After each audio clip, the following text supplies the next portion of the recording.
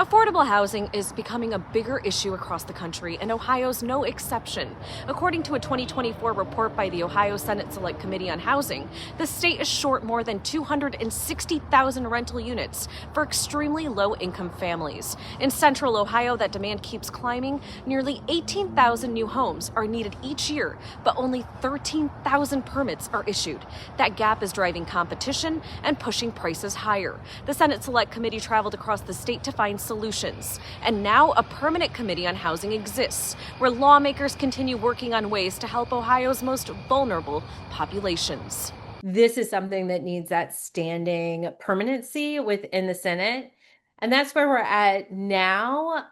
We're seeing them bring bills forward, and we're also seeing the great leadership of Senator Reynolds in not only bringing together bills and legislation, but just convening different interest groups together to just talk about housing policy and how it affects Ohio. Amy Regal with the Coalition on Homelessness and Housing in Ohio says the state's affordable housing crisis hasn't changed much. The 2025 GAP report from her organization and the National Low Income Housing Coalition shows just 40 affordable homes for every 100 low-income families, the same as last year. Regal calls it small progress and credits state leaders for moving in the right direction, first forming a Senate Select Committee on Housing, then establishing a permanent Senate Housing Committee. They did acknowledge that one of the biggest barriers that stands out from no matter what type of housing you're talking about, from an emergency shelter to a mansion that you're building in the state of Ohio, zoning and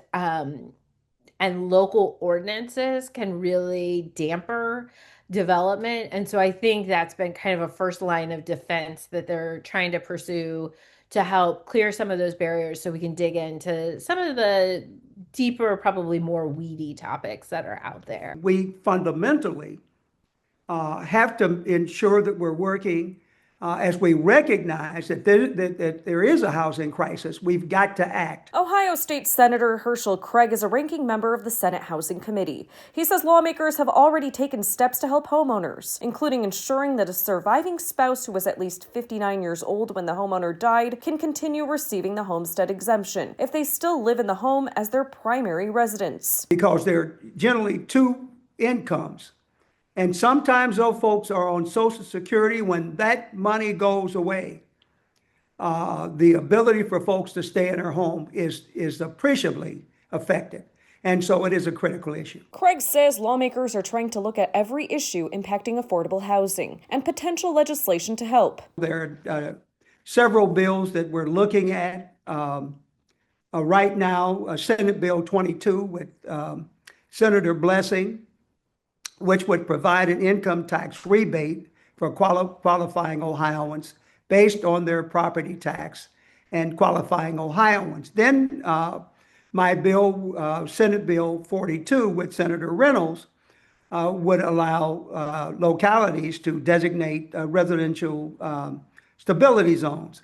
Meanwhile, state lawmakers are touting new investments aimed at easing Ohio's housing crisis. Republican Senator Michelle Reynolds, who chairs the Housing Committee, calls the latest budget a major win, including $100 million for low-interest loans to help rural communities build housing infrastructure and $25 million to support new housing in growing metro areas near major job sites. The plan also expands the Welcome Home Ohio program to help nonprofits rehab homes and boost affordable ownership, while preserving the Ohio Housing Trust Fund to continue support for homelessness prevention and emergency shelter programs statewide. Reynolds issued a public statement saying, "I was very proud to support the biennium's budget, which makes housing a priority in Ohio. I'm very happy about the impact these investments will make for working class families." Because fundamentally, we believe it's not a Republican or a Democratic issue. It concerns our people. All of those are all Ohioans. But Regal says Ohio can't ignore federal policy. The one thing that we can't escape is that the bulk majority of work within the affordable housing space is funded by the federal government. And so no matter how dedicated and resilient our lawmakers and leaders are here in Ohio, we are at the mercy of what happens at the federal level. And so there are discussions Both positive and negative. Positive, there's legislation right now that has passed committee in the Senate called Road to Housing, which would be kind of the biggest revamp to housing programs in the United States in decades.